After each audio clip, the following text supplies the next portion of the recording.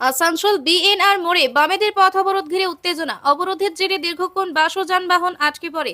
খবর পেয়ে তৃণমূলী শ্রমিক সংগঠনের নেতৃত্বরা পৌঁছায়। তৃণমূলী শ্রমিক সংগঠনের নেতৃত্বরা অবরোধ তুলতে গেলে বাম সমর্থকদের সঙ্গে তৃণমূলী শ্রমিক সংগঠন কর্মী ও সমর্থকদের মধ্যে বচসা ও হাতাহাতি। এই ঘটনায় এলাকায় ব্যাপক উত্তেজনা ছড়ায়। পরে পুলিশ দুপক্ষকে সরিয়ে দিয়ে পরিস্থিতি নিয়ন্ত্রণে আনে।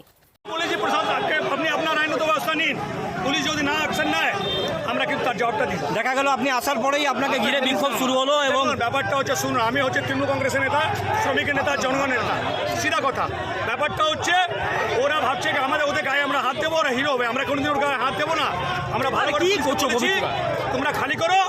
আর ব্যাপারটা হচ্ছে বিক্ষোভ, সাধারণ মানুষই তো তার জবাব দিচ্ছে। আমরা এটাকে আসানসোলে অ্যালাউ করতে পারি না। আমার কমরেডরা প্রত্যেকে আমার কমরেড, ভাড়া করা কেউ নেই আমার। এটা চলতে পারে না। বিজেপির হয়ে ওরা রাস্তায় নামছে, লজ্জা লাগাচ্ছে। শান্তিপূর্ণভাবেই বাস ছাড়ছিলাম, তৃণমূল দায়িত্ব নিচ্ছে প্রশাসন। It cannot be tolerated with Asansol. They should feel same for this reason. এটা হওয়া উচিত না। আমরা বাস ছেড়েছি, প্রত্যেকটা বাস আমরা একটার পর একটা ছেড়েছি। দিস ইজ আওয়ার বন্ধ। ওরা বিজেপির পক্ষে নেমেছে রাস্তায়। এটাই লজ্জা, এটাই লজ্জা। আর কিছু লজ্জার প্রশ্ন নেই। এখানে বাস ছাড়ছি, তাদের দায়িত্ব কে নিয়েছে? পুলিশ অ্যাডমিনিস্ট্রেশন আছে, প্রশাসন ওরা নিয়েছে। ওইটা ইউনিয়ন রুমে ম্যাঙ্গো বাইক চলছে। এই ম্যাঙ্গো বাইক অর্গানাইজেশন চলবে না, এটা অ্যালাউ করা যাবে না। আর ওই ফ্রেড দেখিয়ে লাভ নেই। এর রুজি খেয়ে নেবো, তার রুজি খেয়ে নেবো। রুজি কেমন খায় আমিও দেখবো বাস স্ট্যান্ডে।